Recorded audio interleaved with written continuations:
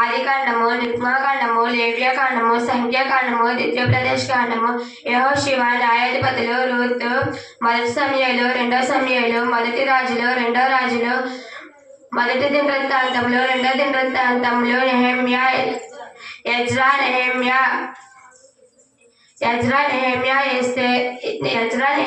ఎస్తేరు, యోబు, కీర్తన, సామెతలు, ప్రసంగి, పరమగీతములు, యెషయా, యెర్మీయా, విలాపవాక్యములు,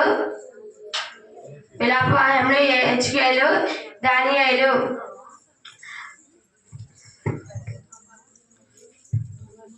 ఆత్మ విషయమై ధీరులైన వారు ధన్యులు, పరలోక రాజ్యము వారిది. దుఃఖపడు వారు ధన్యులు, వారు దేవుని చూచెదరు.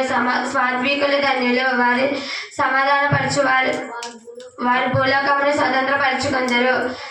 నీతి కొరకు ఆకలి దప్పుగల వారు ధన్యులు, వారి తృప్తి పరచుకొందరు. సమాధానపరచువారు ధన్యులు, వారి దేవుని కుమారులను పరచుకొందరు. సమాధానపరచువారు ధన్యులు, వారు దేవుని కుమారులను పరచుకొందరు. నీతి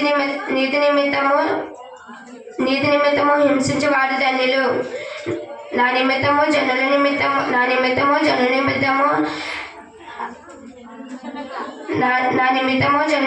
జనులు మిమ్మల్ని నిందించి మీ మీద చెడు మాటలెల్లా పలుకుచున్నప్పుడు మీరు ధన్యులు.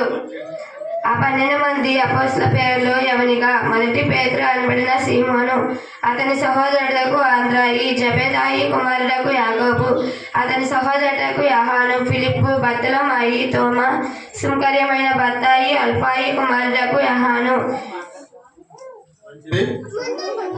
తద్దాయి అని మారుపేరు గల లబ్బాయి, కనానీయుడైన సీమోను, ఆయనకు అప్పగించిన ఇస్కరియోతు యూదా.